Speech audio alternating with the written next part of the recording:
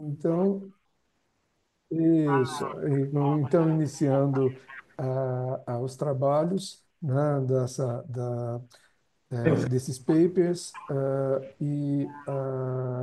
eu gostaria de saudar aqui aos presentes, e daremos início, então, com a apresentação da Isabela Dias Otávio sobre o tema Determinação do local de celebração dos contratos eletrônicos internacionais consumeristas, desafios atuais. Eu saúdo também a professora Vera Viegas, pela sua presença e acompanhamento, da sua aluna.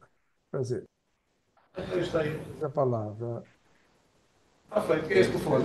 Não publica por mim, não é? Está bom. Boa tarde a todos, boa tarde a todas. Gostaria de agradecer à professora doutora Vera Lúcia Viegas Liquidato pela oportunidade. Gostaria também de saudar o professor doutor Silvio Giolo Júnior, sou da casa da Faculdade de Direito de Franca, o senhor foi meu professor, é um prazer reencontrá-lo juntamente com o professor José Saraiva, é um prazer estar aqui. Gostaria de falar um pouquinho do meu tema, que é a determinação do local de celebração dos contratos eletrônicos internacionais consumeristas, pelo seguinte motivo.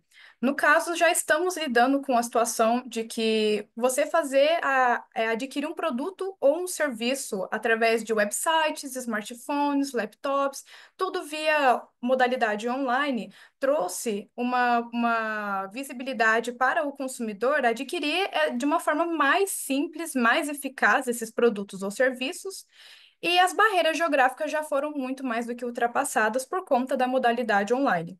Tendo em vista isso, a gente analisando essa perspectiva mercadológica e global, vemos que o incentivo, a atenção tem dado muito mais ao comércio, à movimentação cambial, à movimentação monetária, o incentivo da importação, da exportação, das trocas, das transições, mas o que deixou em segundo plano foi a importância da jurisdição de um contrato de consumo para o consumidor internacional. Então, justamente o problema proposto aqui do artigo seria analisar como que é tratado como segundo plano essa determinação da jurisdição dos contratos eletrônicos internacionais, tendo em vista que o consumidor, diante da perspectiva do próprio Código de Defesa do Consumidor brasileiro, ele é considerado uma parte vulnerável e hipossuficiente numa relação contratual de consumo. Então, deparando aqui que o fato de muito já se percebe que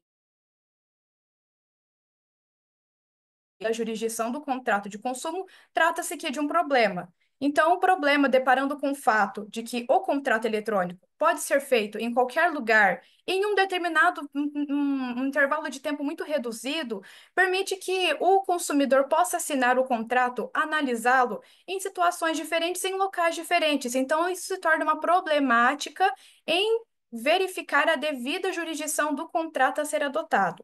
Portanto, analisando o problema da questão do segundo plano da parte vulnerável do consumidor, o objeto da investigação do artigo seria principalmente identificar em como a jurisdição do contrato de consumo e como que as normas a serem aplicadas para o consumidor internacional nestes contratos eletrônicos internacionais deverão ser escolhidos como os mais benéficos.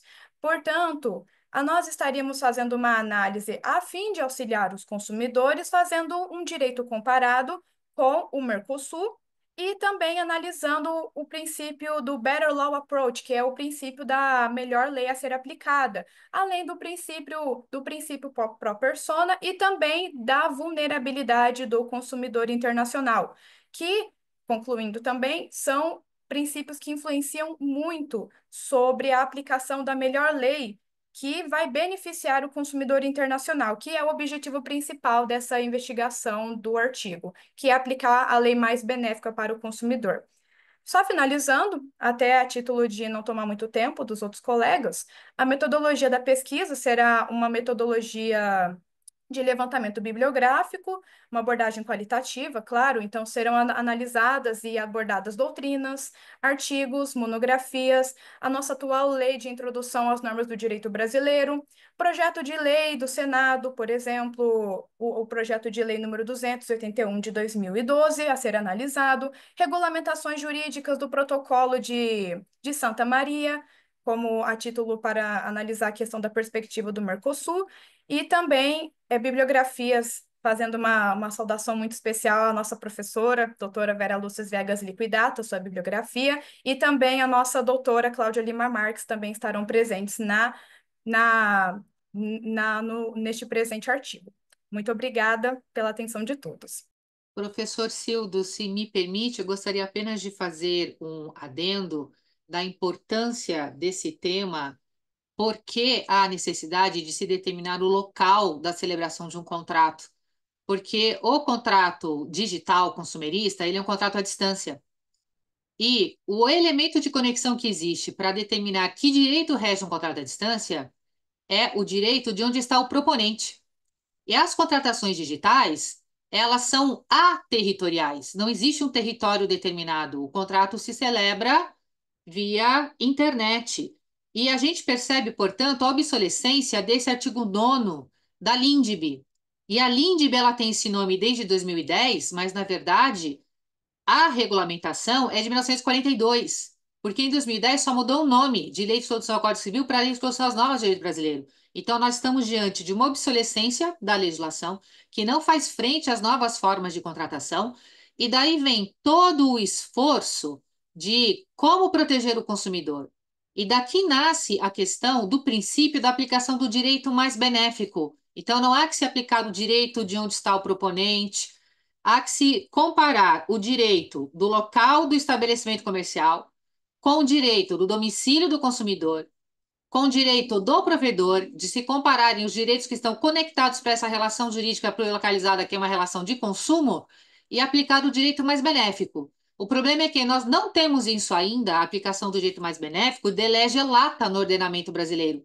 Mas nós temos de lege ferenda, existem projetos de lei que contemplam, e para o Mercosul, a Isabela comentou aqui o Protocolo de Santa Maria, que não entrou em vigor, ele previa uma regulamentação para direito do consumidor, e nós temos um novo acordo de 2017 do Mercosul, que prevê a aplicação de direito mais benéfico ao consumidor e que está em vias de entrar em vigor.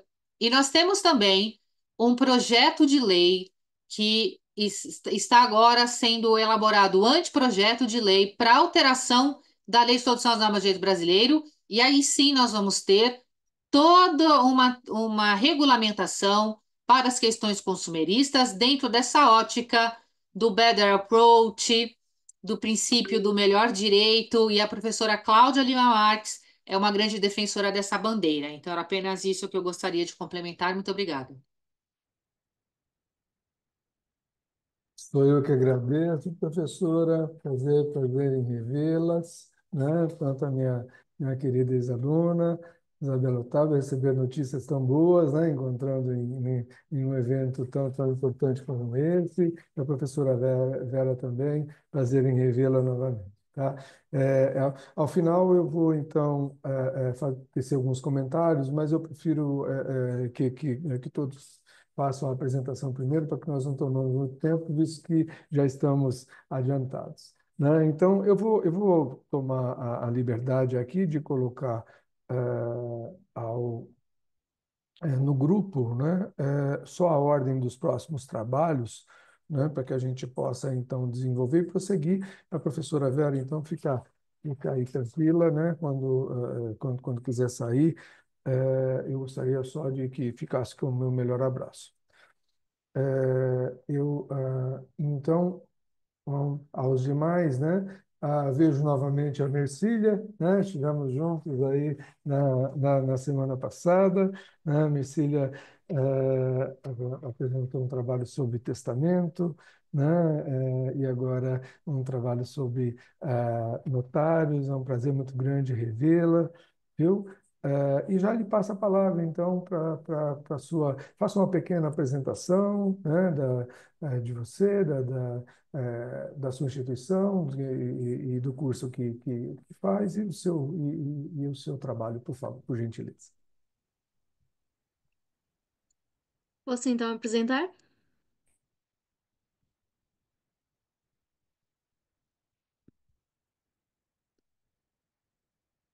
Não sei se me estão a conseguir ouvir. Sim, Mercília, fica à Sim. vontade. É um Ok, ok. prazer. Então, muito boa tarde a todos. Antes de mais, aproveito para vos cumprimentar e endereçar os meus agradecimentos à Iberojur. Começo assim com a apresentação do trabalho Segurança Jurídica Preventiva na Atividade Notarial.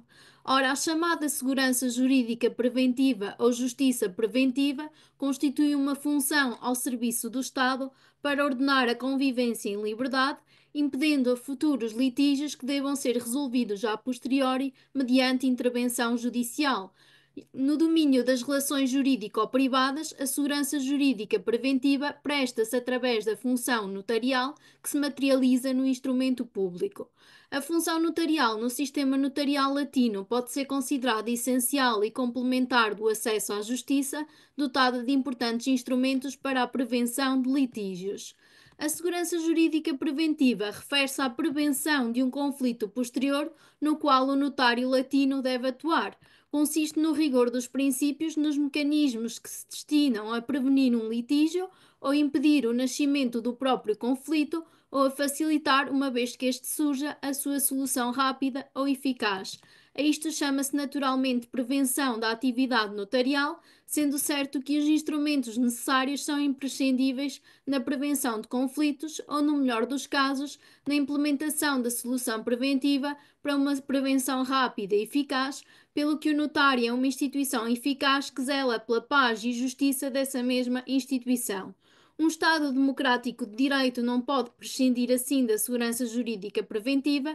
A segurança jurídica é estudada como um fim da atividade notarial devido à sua contribuição para a justiça preventiva ou cautelar e passa em grande parte pelo facto de o notário ser um terceiro imparcial e equidistante em face das partes. A intervenção do notário tem como destino a prevenção de conflitos através da formalização e do processo tendente à mesma.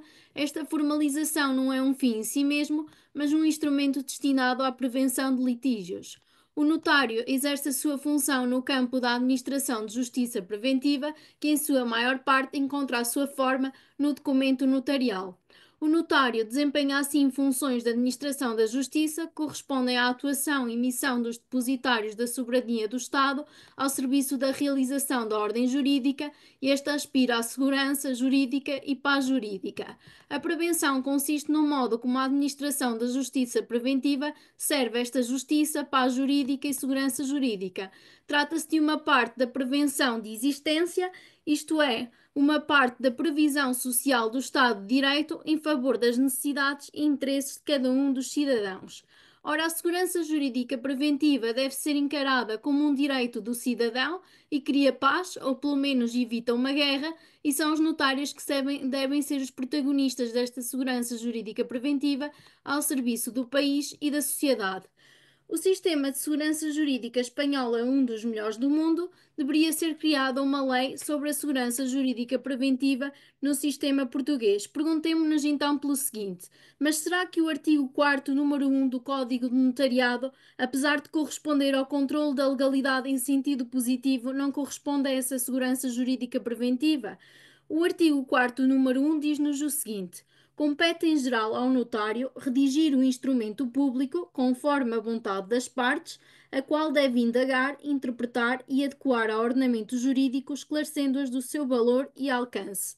Justificamos assim a nossa afirmação com base na intervenção notarial que transforma uma vontade errónea numa vontade determinada e verdadeira, razão pela qual o notário esclarece o seu valor e alcance. Esta norma demonstra o papel relevante que ao notário é atribuído pelo ordenamento na transparência, certeza e segurança do tráfico jurídico. A segurança jurídica preventiva parece estar exatamente neste artigo, juntamente com o controlo positivo da legalidade. Ora, o controlo da legalidade em sentido positivo não corresponde à própria segurança jurídica preventiva? É claro que coincide. O controlo da legalidade efetuado pelo notário está sempre associado à segurança jurídica, pois nessa segurança reside o controlo da legalidade e está ligado a um conceito de prevenção no domínio da segurança jurídica preventiva. A forma pela qual a segurança jurídica preventiva é alcançada é por meio da legalidade. Para alcançar a segurança jurídica preventiva, é necessário lançar mão de um conjunto de ferramentas, procurar soluções para possíveis obstáculos, estabelecendo um controlo intransigente e rigoroso da legalidade. A função notarial é, assim, um pilar dentro da segurança jurídica preventiva. A segurança jurídica preventiva que gera a atividade notarial não deve descurar-se em favor da segurança a posteriori que está nas mãos do juiz. Um funcionamento excessivo dos tribunais conduzirá, pelo contrário, à insegurança jurídica. A segurança jurídica exige, desde logo, a existência de natureza jurisdicional contenciosa que permita o restabelecimento de um direito quando contestada a sua validade ou alcance, bem como a reparação dos danos sofridos pelo lesado. As ferramentas de segurança jurídica preventiva são essenciais num Estado de Direito porque não seria compatível unicamente com um conceito de segurança jurídica. A segurança jurídica requer, pois, segurança jurídica preventiva. O conjunto de mecanismos que constituem a segurança jurídica preventiva permitem prever com um elevado grau de certeza que as consequências jurídicas desejadas pela realização de um ato jurídico são as que se produzirão e, a não ser assim, dá-se o restabelecimento do direito e a afirmação e alcance do direito discutido facilita-se a partir de um instrumento público com valor pleno e com presunção de legalidade, sendo este o fim do direito notarial. Portanto, prevenir e evitar conflitos é consequência normal da função notarial latina. Torna-se assim desnecessária a intervenção do tribunal, pois os notários redigem documentos válidos e por si só eficazes, conforme as prescrições do ordenamento jurídico. Com a assessoria jurídica prestada pelo notário, assegura-se a realização pacífica e espontânea do direito, prevenindo assim futuros conflitos. Toda a atividade notarial é dotada de certeza jurídica, certeza é essa que gera verdade, credibilidade e confiança e também segurança, sendo desnecessário que essa se estabeleça por ação dos tribunais, diminuindo os custos económicos e sociais. Sem dúvida alguma que a atividade notarial gera segurança jurídica preventiva. Um marco da segurança jurídica preventiva é a assessoria jurídica prestada pelo notário que se cinge ao controlo notarial em sentido positivo. Através da assessoria jurídica consegue-se a finalidade de prevenção, pelo que o negócio jurídico celebrado garante a veracidade da atuação e do consentimento das partes, assim como de todos os elementos para que o negócio gere o efeito pretendido com a respectiva submissão à lei e ao direito. Assim, a assessoria jurídica tem um papel exemplar na chamada segurança jurídica preventiva, pelo que com o labor notarial da assessoria às partes acaba por se informar, aconselhar e assistir as mesmas, o que contribui para a prevenção de futuros conflitos, litígios e se zela por uma pacífica e concreta realização do direito. O legislador incumbiu o notário de uma missão particular de assessoria na esfera da administração da justiça preventiva. A função de assessoria no âmbito da administração da justiça preventiva é soberana no sentido de proteção jurídica e que pertence ao Estado, tendo este depositado a sua confiança no notário. O notariado foi assim criado para o exercício desta função estatal. Agradeço a atenção prestada. Muito obrigada. Eu que agradeço, muito interessante novamente a sua pesquisa. A impressão que bom, dando andamento aqui, então eu gostaria de passar a palavra ao Pedro Ernesto Florida Pozzato, da Universidade do Minho, Portugal, não é? E eu gostaria que o Pedro está presente, não? Estou aqui. Sim, sim. Deixa eu tentar partilhar aqui. Boa tarde. Eu gostaria, Pedro, então, se fizesse uma pequena apresentação, né, de você, falasse se você está fazendo mestrado, doutorado, né, para que nós, então, pudéssemos prosseguir. E tens 10 minutos, então, para a sua apresentação. Prazer com você. Sim. Bom, eu agradeço a oportunidade dada pelo Iberojur de apresentar o tema e saúdo o professor Cido Júlio Júnior e a todos os presentes. Eu terminei meu mestrado em Direitos Humanos na Universidade do Minho e essa é uma evolução do meu trabalho. Bom, conseguem ver a tela? Bom, eu Tá Bom, perfeito, Pedro, pode prosseguir. Obrigado. Então, o tema é o Al-Mahdi e o caso Al-Hassan, o patrimônio histórico em julgamento no Tribunal Penal Internacional.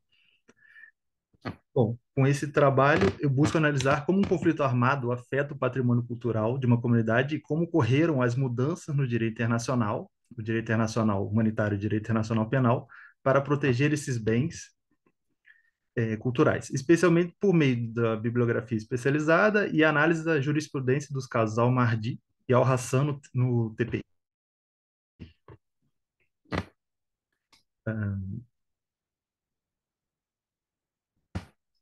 Inicialmente, eu observo que, para os estudiosos do fenômeno da guerra e da codificação das normas que a regulam, a abordagem sobre a sua limitação não é nenhuma novidade. Já no século XIX, começam a surgir os instrumentos que procuram resguardar os inúmeros aspectos que podem ser afetados em um conflito armado. Isso por meio de um vasto número de tratados internacionais. Especificamente sobre a defesa do patrimônio histórico durante o conflito armado, diversas propostas surgiam no início do século XX. Entretanto, somente após a Segunda Guerra Mundial e após a sentença do Tribunal de Nuremberg, em face do líder nazista Alfred Rosenberg, que foi punido com a pena capital por ter sido considerado responsável por um sistema de pilhagem organizada de bens públicos e propriedade privada nos países invadidos da Europa, é que se conseguiu um tratado internacional global no âmbito da Unesco, que previsse a defesa exclusiva do patrimônio histórico durante um conflito armado, que é a Convenção de Haia para a Prevenção dos Bens Culturais em caso de conflito armado. Isso foi em 1954. Bom, pelos termos dessa Convenção de Haia de 1954, a proteção dos bens culturais é considerada como a salvaguarda e como respeito a esses patrimônios, uma referência respectivamente à proteção material e às restrições legais. O documento reconhece os danos que as guerras infligem no patrimônio cultural. E pelo desenvolvimento de novas técnicas militares, esses bens correm sérios riscos de destruição. Além disso, ressalto que um dano a patrimônios pertencentes a quaisquer povos significa um prejuízo à cultura de toda a humanidade, pois cada povo oferece a sua contribuição cultural para o mundo. Então, eu considero ainda a preservação do patrimônio cultural como de grande importância para todas as populações do planeta. E ressalto que é importante que esse patrimônio receba proteção internacional.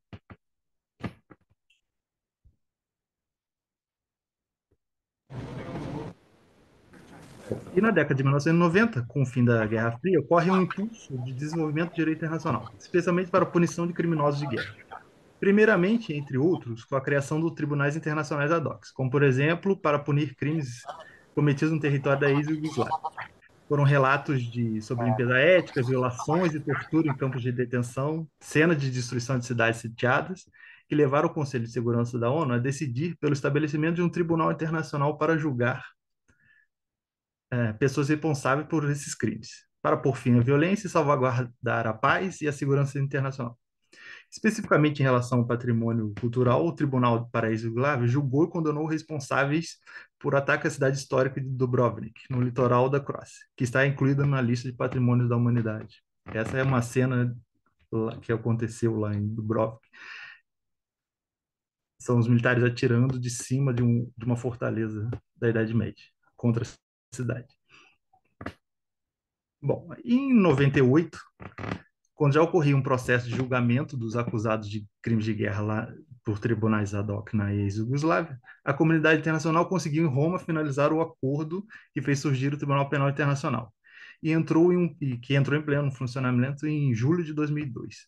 A jurisdição do TPI, estabelecida no Estatuto de Roma, consiste na competência de julgar os crimes de agressão, genocídio contra a humanidade e crimes de guerra. E há provisões do Estatuto de Roma que são diretamente aplicáveis aos casos de ataques contra o patrimônio cultural, referente aos crimes de guerra nos conflitos internacionais e também nos conflitos não internacionais. Essas provisões buscam a proteção do patrimônio cultural, como edifícios consagrados à religião, educação, às artes, às ciências ou de beneficência, por meio de proibição de ataques diretos e intencionais e considerando que eles não sejam objetivos militares. Dessa forma, chegamos ao tema exatamente do proposto, que é quando o TPI consegue julgar o caso Al-Mahdi e Al-Hassan. São esses dois personagens, Al-Mahdi em cima e Al-Hassan embaixo. Bom, o TPI já julgou, então, os casos Al-Mahdi e Al-Hassan com vinculações ao tema de conflitos armados e a defesa do patrimônio cultural. Esses dois processos estão relacionados com a violência que eclodiu no Mali em janeiro de 2012, quando grupos de rebeldes jihadistas, principalmente a Al-Qaeda, ganharam o controle de territórios desse país africano. Em junho e julho de 2012 foram destruídos 9 mausoléus de santos e uma mesquita em Tombouctou, uma cidade no Mali, que os residentes locais e peregrinos frequentavam para orações e para outros ritos e celebrações, e que também eram considerados patrimônios mundiais da humanidade pela Unesco. Esses dois casos julgados pelo TPI tomaram caminhos distintos, com a condenação do Al-Mahdi em 2016 e a absolvição parcial em relação aos crimes contra o patrimônio do Al-Hassan agora em 2024.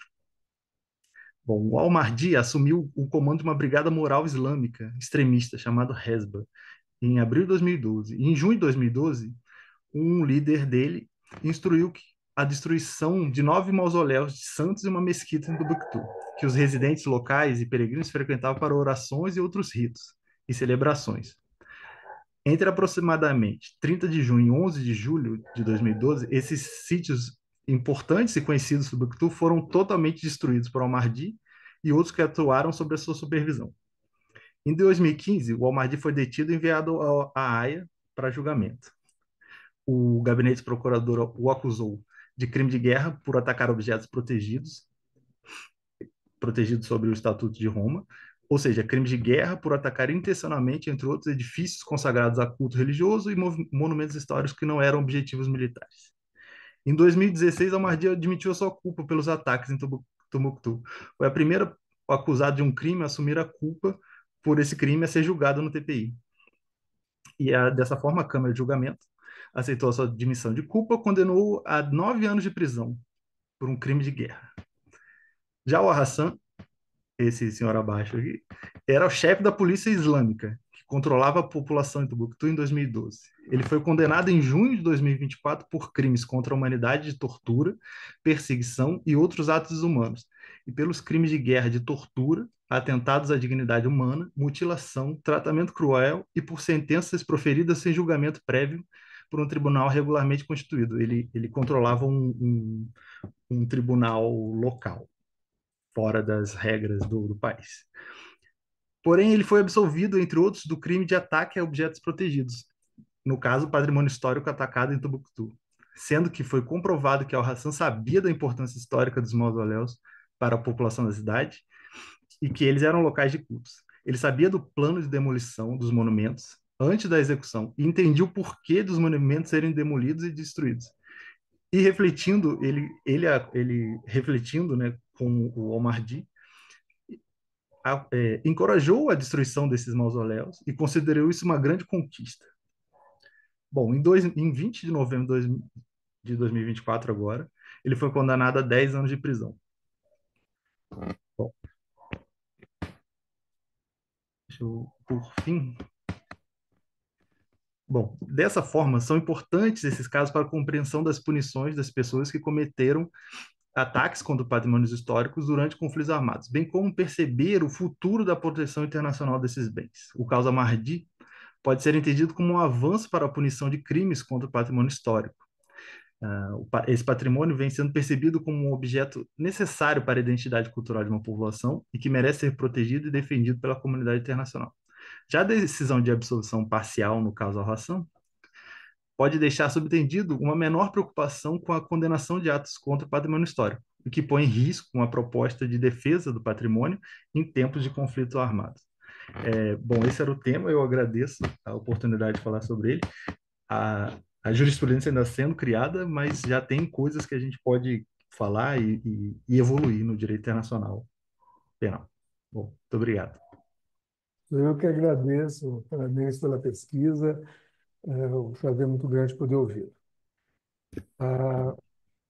Então, dando continuidade, eu não sei se eu entendi direito, mas a Isabela Domingos quer fazer sua apresentação para não ficar os dois trabalhos juntos, é isso?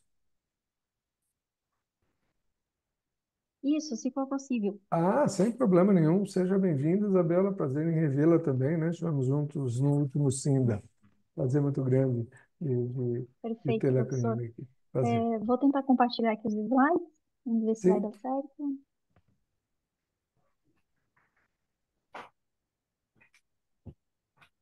Ok. Bom, esta é uma pesquisa que eu estou desenvolvendo com o professor José Cristóvão, no doutorado da Universidade Federal de Santa Catarina, né? E tem um enfoque a inteligência artificial na é, administração pública para salvaguardar os direitos fundamentais. O Brasil, ele anda na frente, tem um ponto de partida muito interessante em relação à regulação de novas tecnologias, né?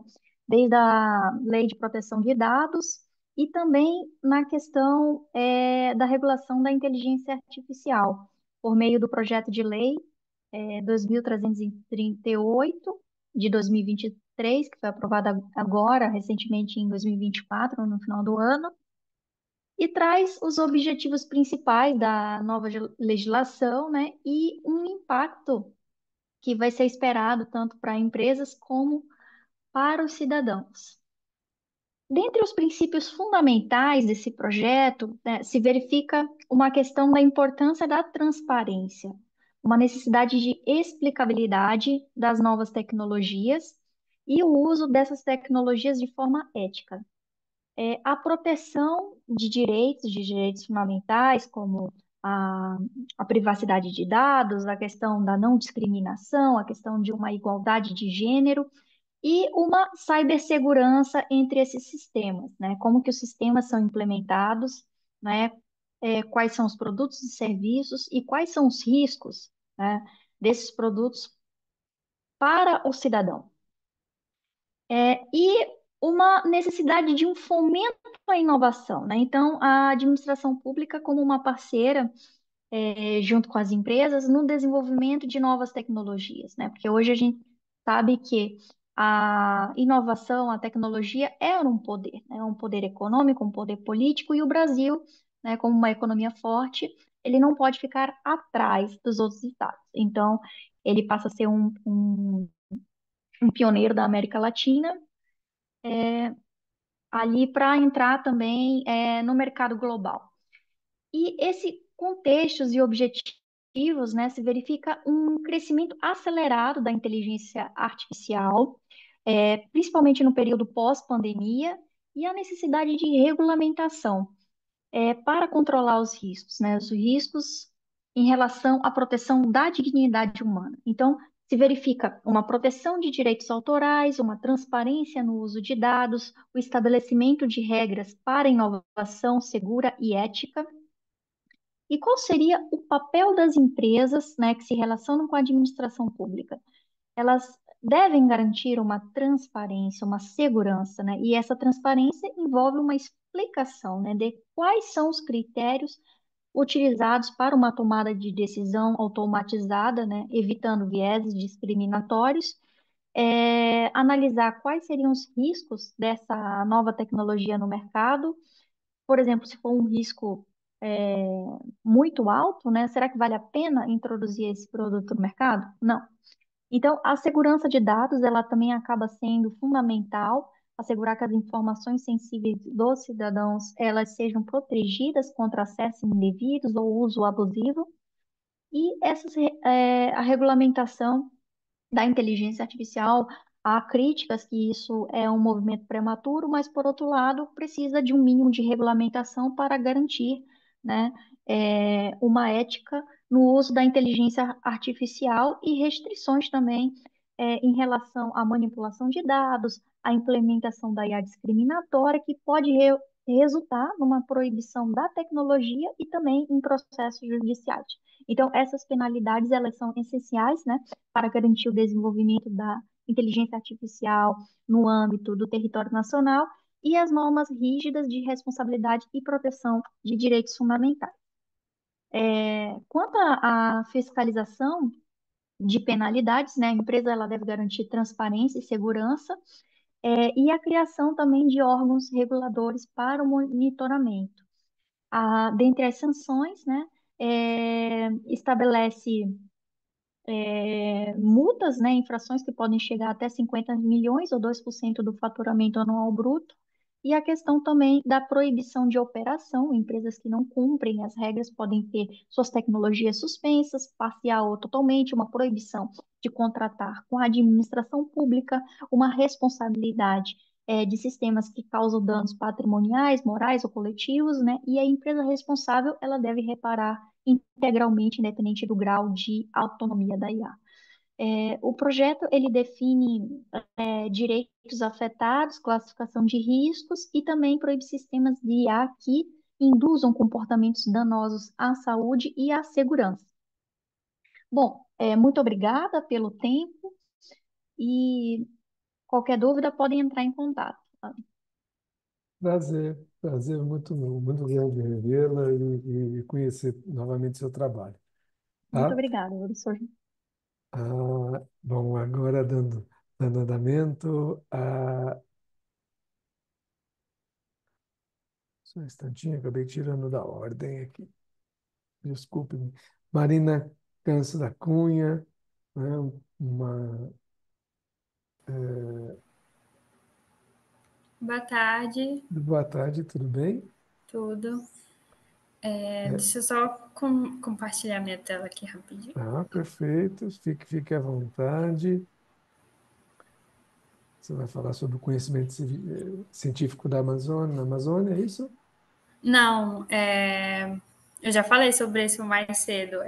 Tráfico de droga, as vulnerabilidades do trabalho infantil Ah, no tráfico de drogas na cidade de Belém. trocaram aqui, então. Não tem problema. Fique à vontade.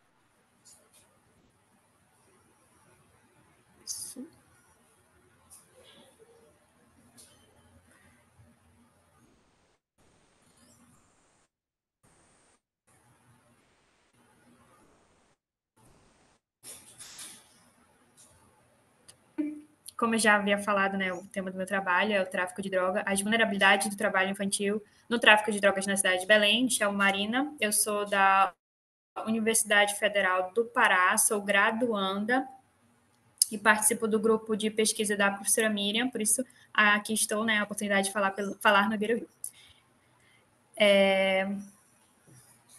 Bom, para introduzir a temática, a gente tem que entender, né, que quando a gente olha o direito das crianças e adolescentes, a gente percebe ali um atraso em ter a criança ou adolescente como objetos de direito. A gente percebe ali um atraso de verificar como eles são tidos para a legislação. Então, por isso que a gente tem esse histórico de violência, de descaso contra as crianças e adolescentes. Então, até cientificamente, a gente é uma fase da nossa vida que a gente não tem muito ali, uma fase da vida humana que a gente não tem muito esse amparado, como seria. Então, o reflexo dessa demora de acrescentar direitos é justamente essa grande violação de direitos. Aí o problema do meu trabalho ele vai versar sobre as vulnerabilidades que levam crianças e adolescentes a trabalharem para o tráfico de drogas na cidade de Belém. E já respondendo essa pergunta, né, durante a pesquisa que eu fiz, é muito da questão sobre Belém. Eu sou moradora da região metropolitana de Belém, não resido em Belém, mas, né, tenho conhecimento. É uma cidade com um alto índice de custo de vida. Então, ali a gente percebe que uma dessas que levam a essa problemática, a esse desvio, né, dessas crianças para essa questão é muito da questão financeira. Você tem que ter ali, comprar o pão, comprar o leite, então é muito dos aplia como um todo, aí você percebe essa demanda.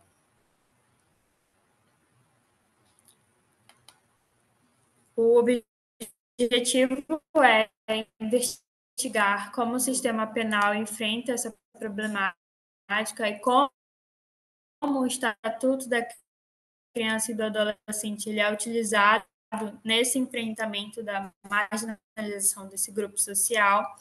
E a gente percebe também que existe fazer um recorte, né, racial, muitas periféricas que sofrem com esse tipo de vulnerabilidade.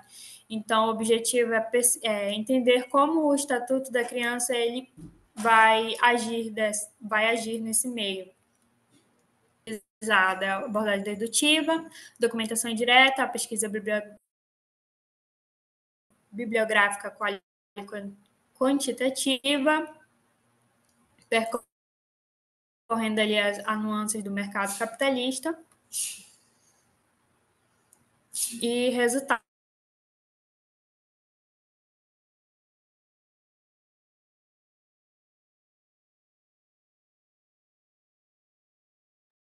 Acho que está A gente cortando. percebe também que o caráter punitivo e pejorativo do termo tráfico de drogas, ele distancia essa compreensão de que o mais adequado seria a proteção de direitos humanos e direitos das crianças. Quando a gente vê ali uma criança que está agindo, que está trabalhando para o tráfico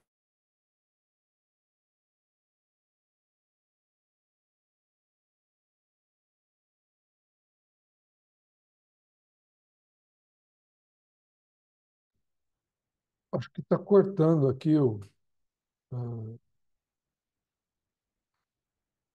a apresentação da Marina. Está me ouvindo, Marina? Sim?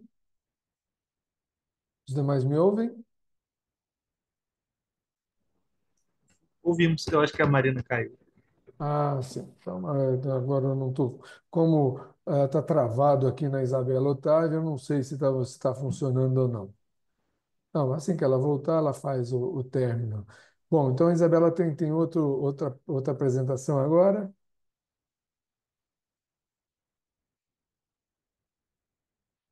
Tá sem som. Perfeito, professor. Eu acredito que dá para clicar no. Ah, tá. Tem que ser rosto. Clicar na imagem e remover.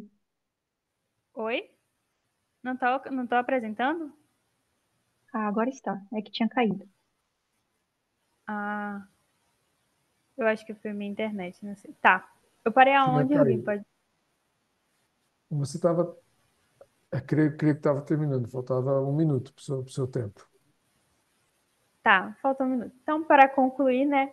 E voltando na que eu já havia respondido a minha pergunta no início, é exatamente essa questão que o trabalho vai levantar, que é o que leva essas crianças a participarem disso, é principalmente o poder econômico, a falta da presença do Estado, que é muitas das vezes em manter uma estrutura das escolas, são escolas precárias, fomentar projetos na sociedade civil, projetos como esporte, inclusão, entre outras coisas. E essas foram as referências que eu utilizei, e muito obrigado pela atenção de todos. Então, nós que lhe agradecemos aí pela coragem, né, de poder pesquisar sobre um tema tão interessante, de vir apresentar também, tá? Prazer muito grande poder ouvi-la. Então, eu devolvo a palavra à Isabela Domingues para a sua apresentação do derradeiro tema. Perfeito, professor. Essa minha pesquisa, né, ela ainda está em fase de desenvolvimento, junto com o professor Roberto Micu, e nós estamos trabalhando o desenvolvimento de novas tecnologias e a regulação da inteligência artificial no sistema europeu. Então, a nova lei de regulamentação da União Europeia, ela se torna uma das principais estruturas regulatórias do mercado global.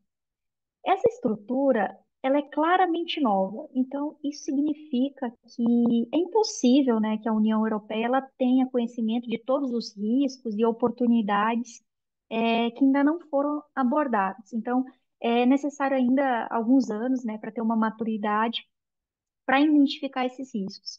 Mas, similar ao que acontece no Brasil, é preciso ter um mínimo de regulação, né, até para trazer um, boas práticas, né, entre as empresas e a administração pública. E é por isso que a proteção dos direitos humanos ela é fundamental para a inovação. Essa lei, o Regulamento de Inteligência Artificial da União Europeia, ele aborda questões como transparência, discriminação algorítmica e ações de governos e empresas.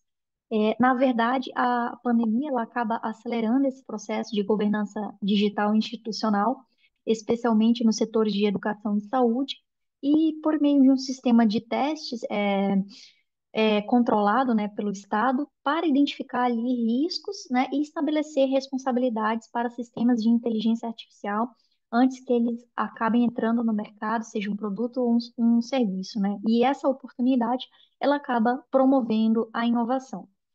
É, a igualdade, né, ela acaba sendo um princípio fundamental, né, de tutela de direitos humanos, a questão da não discriminação e como que isso pode ser beneficiado pela inovação, né? Então, requer um acesso igualitário à internet, a bens de consumo, a redução dessas assimetrias. Então, uma justa promoção da inclusão digital, que prevê o desenvolvimento cultural e científico em benefício da sociedade e a questão também é que os benefícios da nova tecnologia, eles acabam sendo inegáveis, especialmente em termos de maior acesso às informações e transferência de dados mais eficiente. Entretanto, é fundamental a abordar barreiras sociais contínuas, né, como o uso da internet para o cyberbullying contra pessoas com deficiência, por exemplo, é, essa questão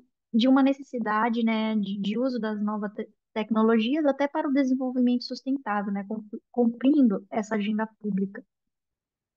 A questão também é das inovações como ferramentas essenciais, né, para tratar de lacunas, como o acesso equitativo à educação, a facilitação de uma integração significativa no mercado formal de trabalho e a promoção de ambientes que não sejam apenas acessíveis, mas também equitativos, permitindo que uma camada da população de grupos vulneráveis e marginalizados também tenham acesso a essas inovações tecnológicas. Então, a agenda do Estado, ela se concentra, né, na formação de políticas públicas para a realização de direitos sociais fundamentais, orientada pelos princípios da proteção da dignidade humana e da não discriminação. E a questão das novas tecnologias, elas devem estar de acordo com valores morais, a inclusão e o bem-estar geral. Toda essa perspectiva de governança de novas tecnologias, né, ela é essencial para melhorar a transparência, a documentação e a distribuição sistemática de informações sobre atividades realizadas por organizações públicas e privadas, incluindo também iniciativas de responsabilidade social corporativa. Então, o estudo da inteligência artificial ele é um meio holístico, né? É impossível você estudar só a questão da governança no âmbito público ou no âmbito empresarial de forma isolada, uma vez que essas novas leis de regulação, elas tentam trabalhar de forma cooperativa, né? Envolvendo não só o Estado, né, como o principal responsável pela regulamentação de IA, mas também o papel de colaboração, né, das empresas e também da sociedade. E a criação desses sistemas acessíveis, né, deve ser priorizada em relação ao desenvolvimento de novas tecnologias como pilar fundamental para diversificar os perfis de usuários, cumprir uma política de antidiscriminação e promover os acessos igualitários às soluções digitais, principalmente quando se trata de uso da inteligência artificial na administração pública. Bom, obrigada pelo tempo. Qualquer dúvida, podem entrar em contato em outra oportunidade. E agradeço à Universidade Federal de Santa Catarina, ao Iberojur, aos meus colegas que apresentaram antes de mim, e também ao professor Sildo pela excelente condução, na presidência deste painel. Muito obrigada. Obrigado, somos nós que agradecemos. Isabela, é sempre um prazer revê-la. Os temas foram muito interessantes. Eu gostaria de convidar todos que possam abrir, antes que eu fale alguma coisa, quem puder abrir a câmera aí para que nós possamos fazer uma foto aqui de todos e possamos, né, enviar para todos. É um prazer muito grande tê-los aqui. Ah, vamos fazer por favor. Sorrindo, por favor. Isso.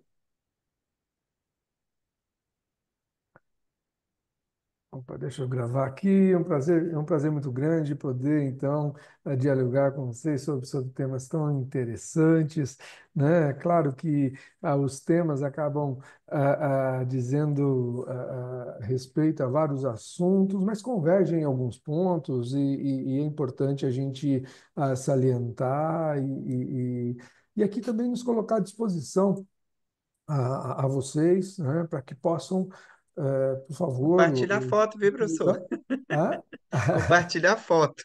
tá, sim, com certeza, com certeza.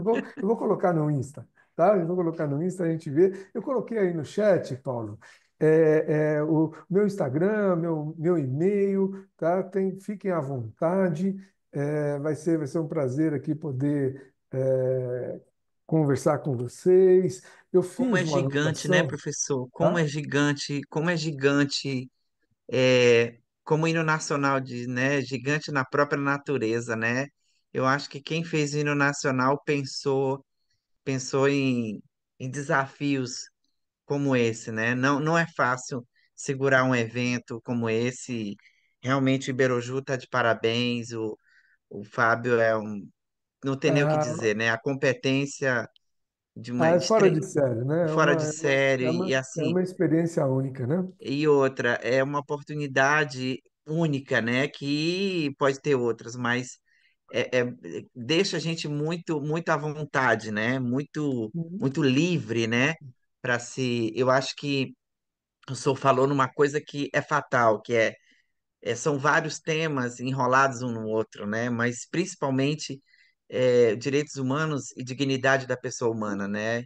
E se Exatamente. tivesse que dar um nome para esse evento, teria que ser princípio da dignidade humana, né? Perfeito, E, perfeito. É um compromisso, né, e de uma cada trabalho universidade ali poder linda, ser, né? um FC linda, a Universidade de Santa Catarina é uma universidade linda, tem pessoas, tem servidores, professores fantásticos.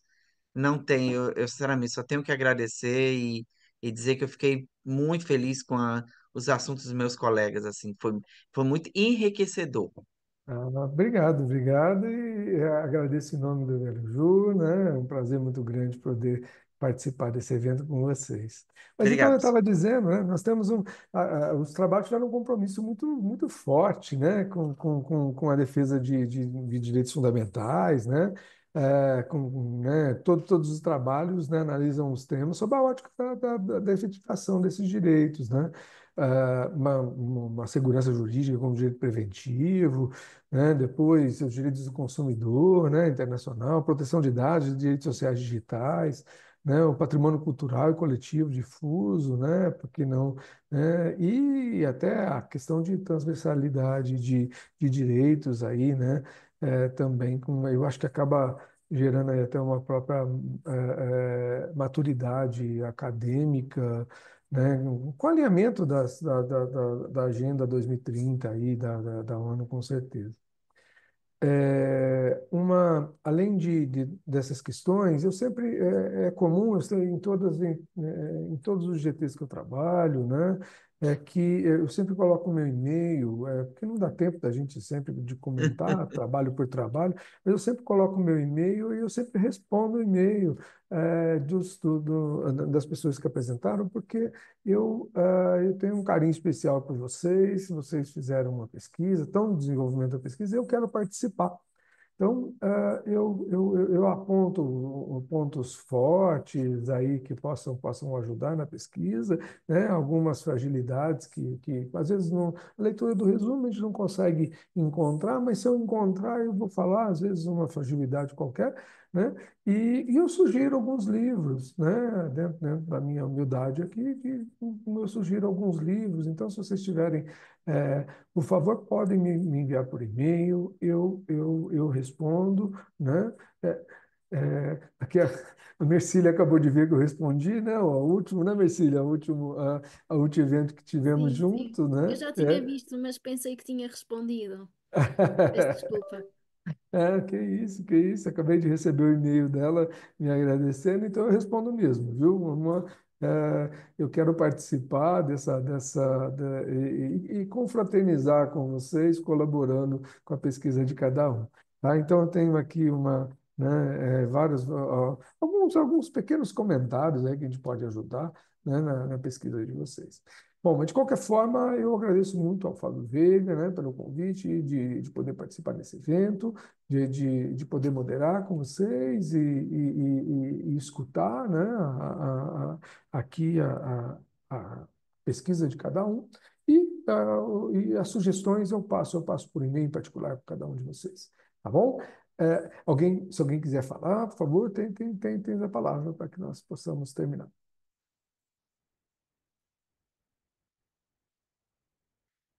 Bom, então Se eu ninguém pode gostaria. falar, eu falo, né, professor? Pode falar, Cé. Fala, Então, por tem favor. uma frase que eu coloquei no meu trabalho que eu acho que ela vai ser, que eu vou levar até o fim do mestrado. É uma frase que diz assim: a amizade é tudo, a alegria é tudo, a festa é tudo.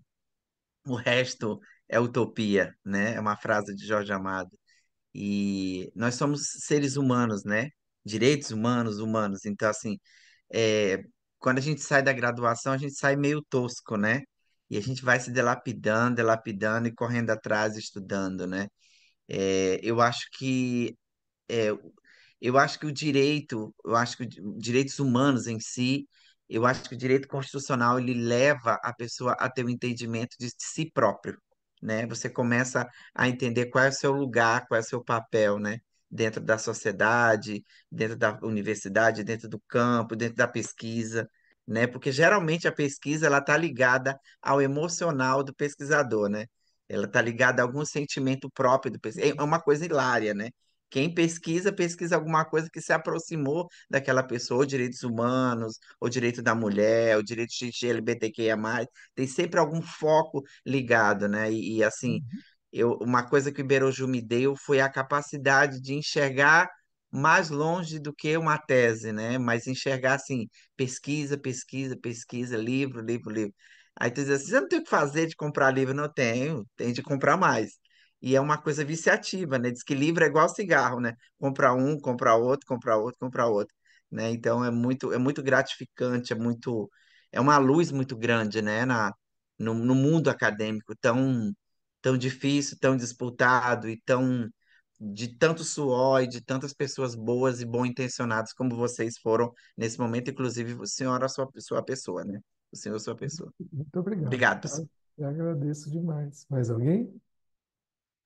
Bom, então eu gostaria de desejar para vocês aí um bom final de dia, né? Um grande abraço a todos, né? Aqueles que eu revejo, né? Nós continuamos aqui de braços abertos, aqui na Faculdade de Direito de Franca, a todos vocês. Fiquem em paz, tá? E até o próximo evento, e estaremos juntos com certeza. Até logo. Obrigado. Tchau, tchau. Bom dia para o senhor. Obrigado. Obrigada. Obrigado. Até logo, professor.